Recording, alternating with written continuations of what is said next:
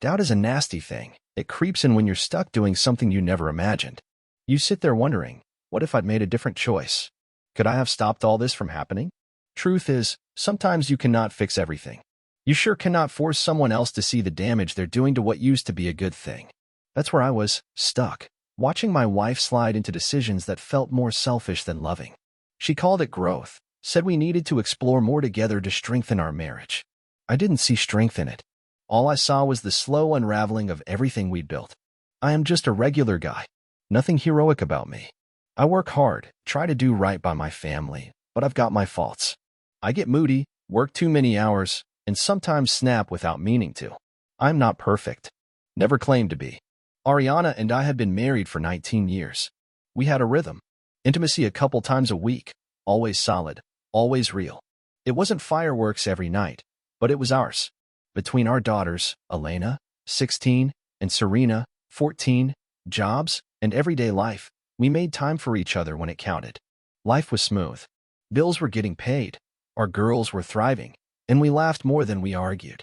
But then, out of nowhere, Ariana started talking about how vanilla our love life was. She wanted to spice things up. At first, it didn't seem like a big deal. We tried new stuff. Positions, a little role play. I didn't love it, but I went along. It felt silly after a while. Pretending to be some movie star didn't bring us closer. If anything, it put more space between us. I didn't want to act. I just wanted her. One night, she asked when the last time I dated someone other than her was. That came out of nowhere. I told her it was Lana, some girl I went out with right before we met. Then she hit me with a question I couldn't believe. Do you ever miss it? I laughed. Genuinely. No, I did not miss awkward small talk and worrying about rejections. She said she didn't either. Claimed she never thought about other men. Said she was the one who wanted us to be exclusive back then. I told her if I had wanted to keep dating, I never would have proposed. We left it at that. For a while, things settled.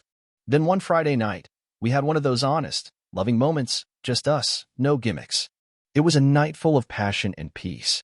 But in the quiet afterward, Ariana brought up how her coworker Mila seemed to be eyeing me and hinted I should have asked her to dance. I brushed it off. Told her I only wanted to dance with my wife. She said she told Mila that too, but added she wouldn't be jealous if I had. Then she asked if I'd be jealous if she danced with another man. I said something dumb about her brother. She didn't laugh. She said she wouldn't mind as long as the guy was respectful. I didn't know what to make of that. She dropped it, but I didn't sleep much that night. 2 months passed. Then came a promotion party at the Monroe Rhino. Great music, good friends. Ariana chatted with Mila and then nudged me. Mila wanted to dance. I remembered that awkward conversation and didn't want to be rude. I liked Mila, respected her, but I didn't want her pressed up against me on a slow song. I wasn't comfortable, but I didn't know how to say no. So I danced. Mila looked stunning, no denying that. She fit against me too easily. She smiled, flirted just enough to be noticed. When the song ended, she thanked me and joked that if I weren't married, she'd be all over me. I smiled back, told her dancing with her wasn't the best idea for me. Then I looked over toward our booth and Ariana was gone. I scanned the room. She was across the floor, laughing with some tall, blonde guy who had his hands way too low on her back. She caught my eye, smiled, and waved like nothing was wrong. That was it. My blood boiled. I threw some cash on the table and made for the door. Mila chased after me, confused. I told her Ariana had set us both up. She used me dancing with Mila as a cover to go flirt with that guy. Mila looked ashamed. Said Ariana had been acting weird lately, talking about open marriages after hearing it from a coworker, Sophie, whose marriage was barely holding together. Sophie and her husband were pushing others into their mess. Then Mila said something that floored me. Ariana knew Mila had always had a thing for me. I nearly choked. Mila admitted she found me attractive but said she wasn't into sharing and had nothing to do with this setup. She just got caught in it. I thanked her and dropped her off at my place to grab her car. When I walked inside, I packed a few things from our bathroom and moved into the guest room. Locked the door. I needed space. I was half asleep when I heard the front door slam and footsteps in the hallway. She tapped on the door, whispered through it, asked me to talk. I said nothing. She eventually gave up and went to bed alone. Next morning, I tried slipping out before she woke up, but she caught me packing my briefcase. She wanted to know what was wrong. I told her flat out, she should be asking herself that. I let her know I was angry. Really angry. Told her she needed to figure herself out because if she wanted to keep going down this path, I would not be sticking around. I picked up the girls after school and took them to my mom's. Told Mom Ariana and I needed space. She didn't ask questions, just hugged me and said she loved me. When I got home, Ariana had made cookies, oatmeal with M&Ms, my favorite, and had coffee ready. She hugged me, kissed my cheek, and sat beside me. It was a small gesture, but I knew we had a long road ahead. I took a bite, and we sat in silence. Then I told her what she did the night before had really cut deep. I sat there, staring at my wife across the living room, feeling like the ground had shifted underneath me. I told her straight, what she did the other night wasn't just embarrassing, it was disrespectful. Not just to me, but to her friend Mila too. Mila hadn't signed up to be used like that, and Ariana needed to understand it. She kept her eyes down, mumbled an apology. I could tell it wasn't easy for her. Still, that didn't change what she'd done. I wasn't trying to punish her, I just wanted an honest talk. But every time I tried before, she shut me down. This time, I took a different route, hoping she'd open up. When I asked what was really going through her mind, she hesitated, then came right out and said it. She'd been thinking about dating other people. That hit me like a punch to the chest. I reminded her, maybe too bluntly, that we were married. Her response? Other married couples do it too. She brought up this idea of open marriages like it was some kind of relationship upgrade. Claimed it brought couples closer together. Says who? I asked. She mentioned Sophie and Liam again. Same people she'd been hanging around with lately. Something about them always rubbed me the wrong way. Let's look it up, I said, powering up my laptop. I typed in, how many Americans are in open marriages? The numbers were tiny, less than 1%. I showed her multiple sources, and they all confirmed it. She seemed shocked at first, but tried to twist it into something positive. That's still millions of people, she said. Maybe, but I wasn't done. I searched again.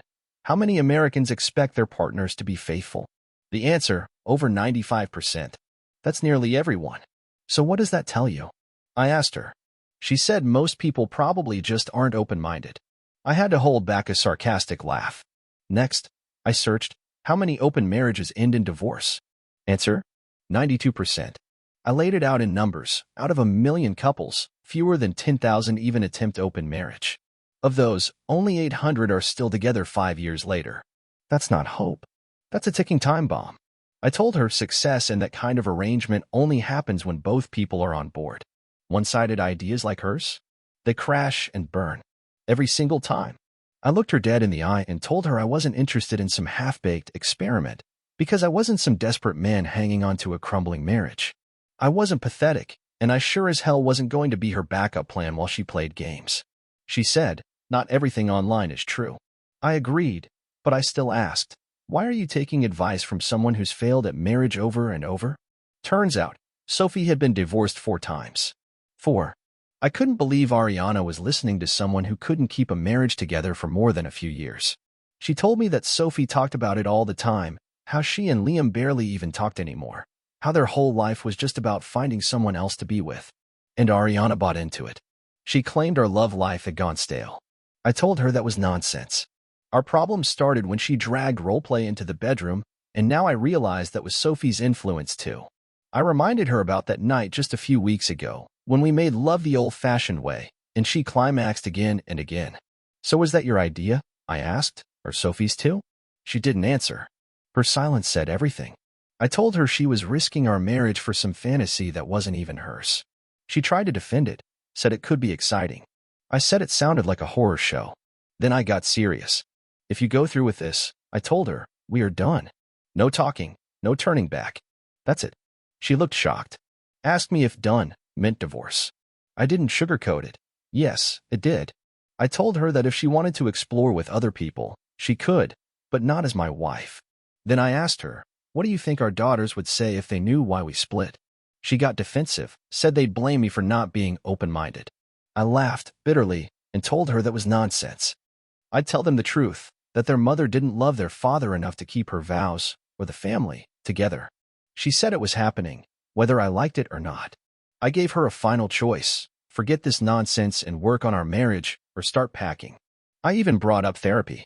Not because I thought it would work, but because maybe she needed help realizing how far off course she drifted.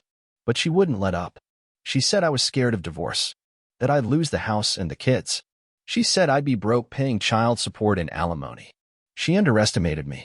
I told her to think real hard before saying anything else, because if she kept threatening me, I would make sure the whole truth came out, and it would not be in her favor. When she stepped in close and tried to touch me, I backed away. Don't, I said. I need to think. But I wasn't thinking. I was planning. That night, I locked myself in the master bedroom, opened my laptop, and started getting my ducks in a row. I made some calls, laid out a financial plan. In Georgia, where we live, kids over 14 get a say in who they live with. Serena was a daddy's girl. I had no doubt she'd choose me. Elena was the wild card. She loved us both.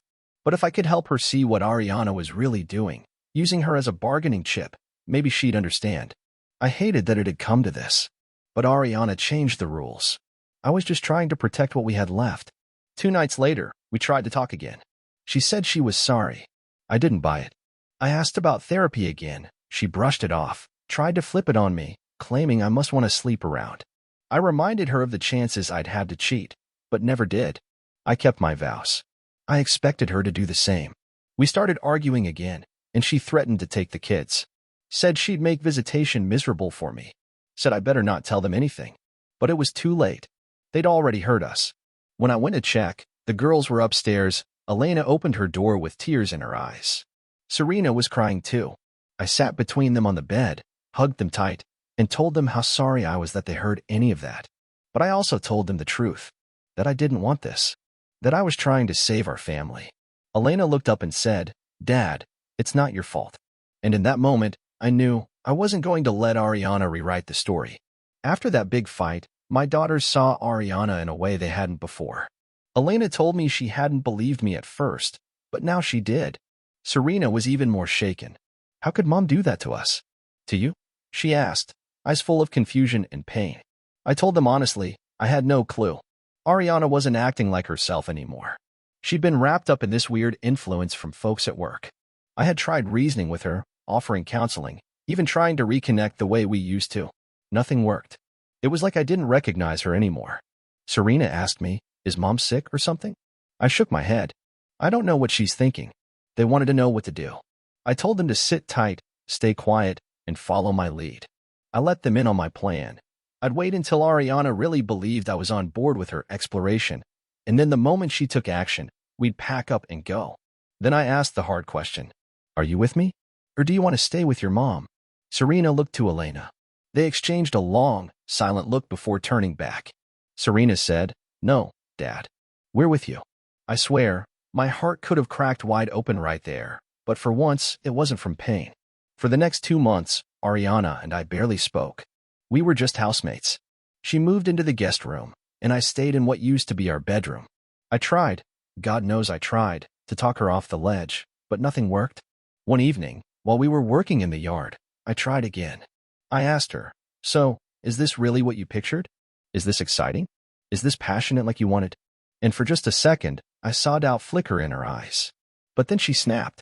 She turned it on me, said it was all my fault, that I was the reason everything was falling apart, that I should look at the bright side, whatever that meant. I told her, what bright side?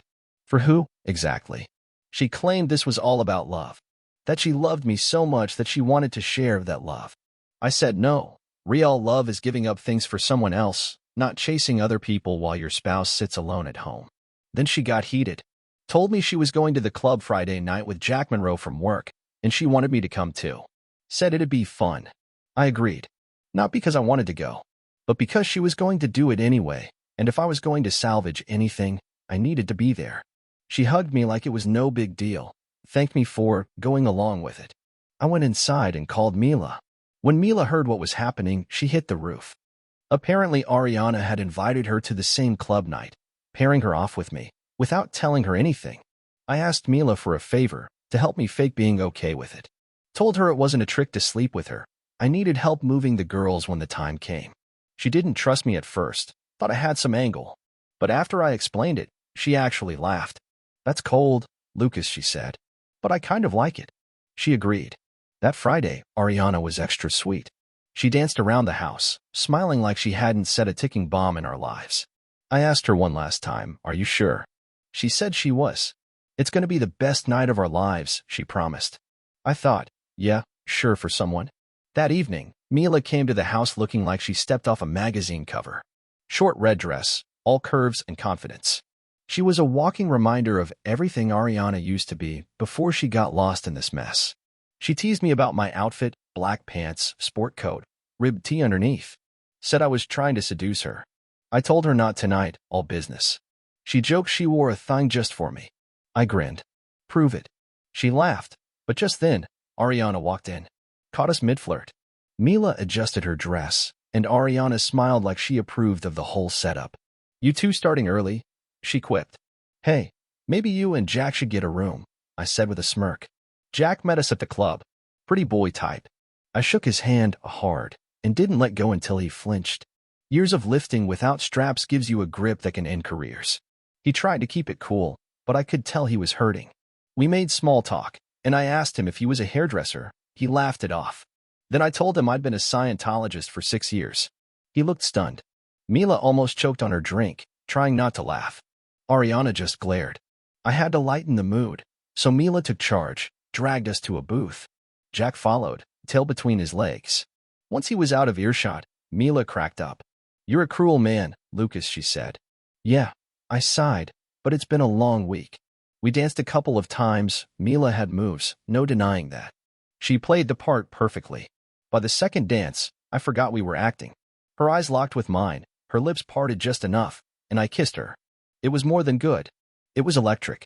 We got back to the booth, and sure enough, Ariana and Jack were there. Oh no, I said, channeling a Saturday Night Live sketch. Look who's back. Ariana wasn't smiling anymore. I said Mila and I were leaving. Told them to enjoy the night. Ariana followed me to the door, acting concerned. You okay? You've been acting like an idiot tonight. I'm not okay, I said. Come home with me now. We can still fix this. But if you stay here tonight, that's it. No takebacks. She gave me a look like I'd lost my mind. No, Lucas, she said. This is gonna be awesome. You'll see.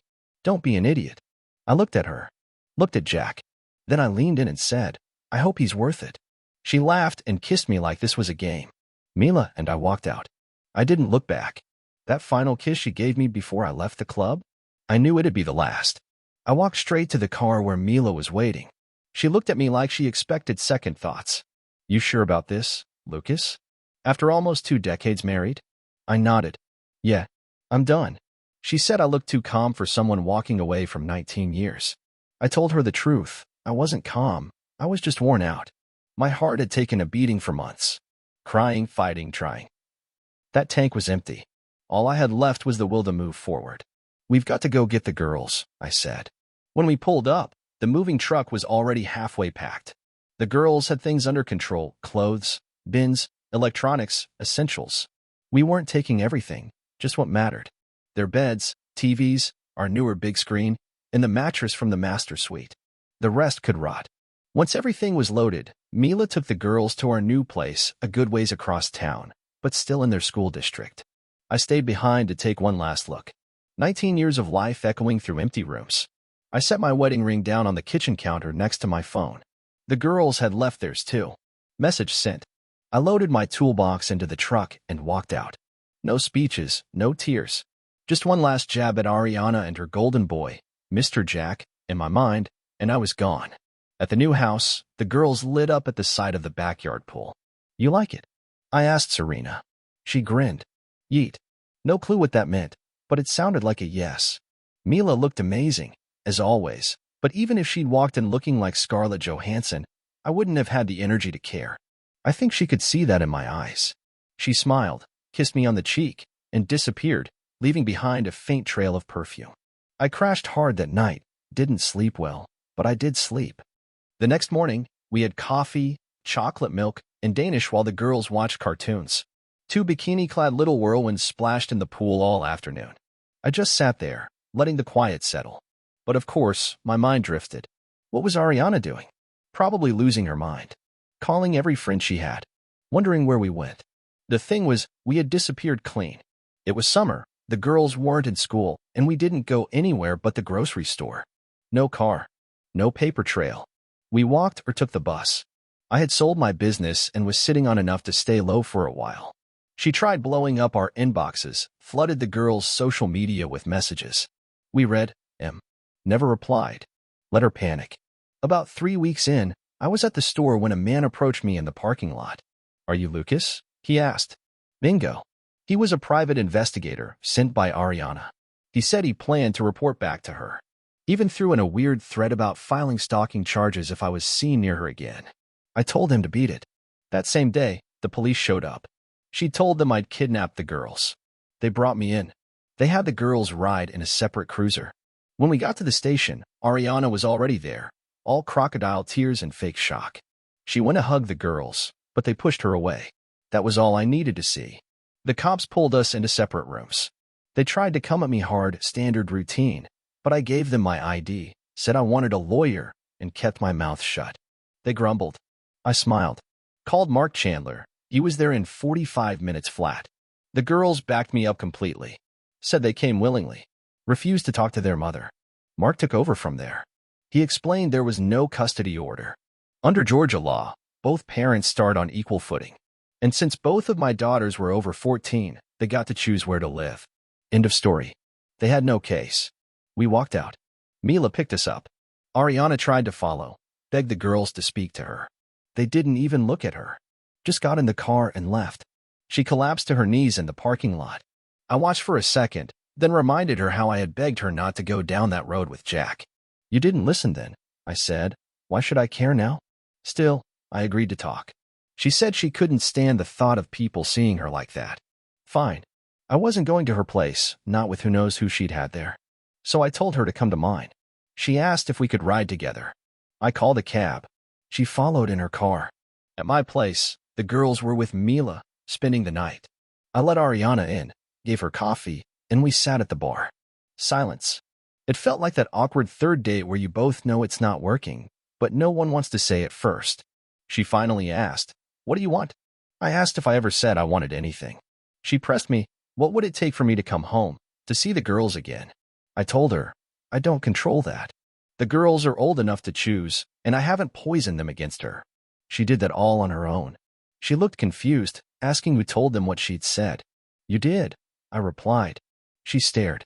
I reminded her of that night, when she threatened me in the living room. The girls were on the stairs. They heard it all. She went pale. Then she broke.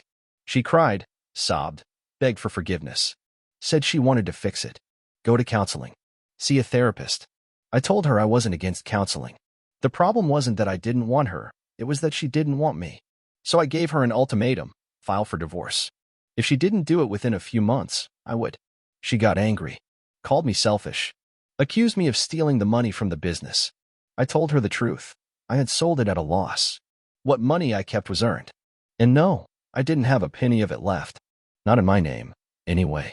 Truth was, I had moved the money where she could not touch it. The deal on record said I sold the business to a Danish outfit for less than I owed in taxes. Overpaid the IRS by a mile. That surplus was now set aside to cover future tax bills. As for our investments, untouched. But I was ready to split them half, clean, just to keep the girls safe and comfortable. I had even created a trust to ensure they'd be taken care of for the next few years. She didn't know that yet, but she would. Soon. For weeks, I'd been quietly pulling out cash during everyday purchases, grocery stores, big box places, corner marts. Each time that machine asked if I wanted cash back, I took it. $60 here, $100 there, sometimes $200. Always legit. No tricks. But over time, it added up. I stashed it all in an old wooden chest at my storage unit, tucked away and ready for the storm I saw coming. Eventually, I sat Ariana down and told her flat out she could keep the house. There was more than enough equity to pay off the mortgage and live off the rest for a while. Hell, she could even shack up with Mr. Jack if she wanted. I wondered aloud what his actual wife might think of that. She froze. He's married. I just shook my head. Does it even matter? You wanted an open marriage. That tells me you didn't care if he was tied to someone else either. I told her one last time, move on. File the divorce papers. Let's quit pretending. As I stood to leave, she followed, wringing her hands, sobbing. At the door, she turned with tears streaming and whispered, "Tell the girls I love them, and I'm sorry." I said I would. But inside, I knew I wouldn't, not right away. They weren't ready for it. They didn't want to hear it. and I wasn't about to force it on them. 2 days later, she showed up around dinner time, holding a tray of homemade chicken tetrazzini, green beans, and a mountain of garlic bread. Elena answered the door.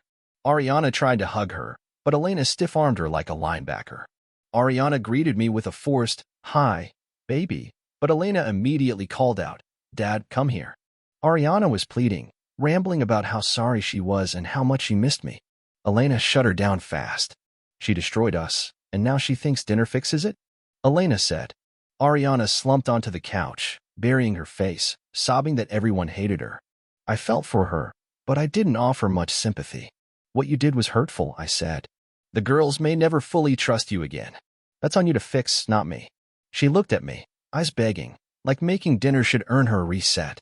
I told her I'd help as far as talking to the girls, but she needed to be realistic. She went to the kitchen, and I headed upstairs. The girls were fuming. Serena especially. "She thinks feeding us makes it okay," she snapped. "She blew up our whole life." "I know," I said. "It's like she threw a grenade and now wants to sew the pieces back together." They asked what I thought they should do. "You do what feels right," I told them. "My love doesn't depend on who you choose to be with. That's not changing. Ever." Both girls said they weren't going anywhere. They were staying with me. We shared a long hug. I asked them to come downstairs. "Be civil. Not nice, just civil." Elena looked unsure. "Is that what you want?" "Yeah. Just don't be cruel." They agreed. Dinner was as tense as you'd expect. Ariana tried talking. The girls gave her nothing but cold, clipped answers. Afterward, we helped clean up, boxed up her dishes, and she got ready to leave. "Serena, can I have a hug?" Serena didn't even flinch. "You're not my mom anymore." Both girls walked off. Ariana sat on the edge of the couch for half an hour trying to get her bearings before finally heading out the door. I felt a little bad for her, but only a little. I wasn't sorry. Not really. This was the mess she made. And deep down, I was kind of glad she had to face it. She kept showing up about once a week, hoping to repair the damage, but the girls wouldn't budge. Every visit was another heartbreak for her. She never did file for divorce. After 6 months, I did it myself. When the divorce was finalized, I think that's when it finally hit her. It was really over. She got some visitation rights, but somehow, every time she planned a visit, something came up. A cold, a forgotten appointment, a school thing. The girls never wanted to go, and I didn't make them. Maybe she found someone who matched her lifestyle. I hope so. As for me, I stayed single. Didn't date. Didn't want to. I focused on my girls. They were my family now. That was more than enough.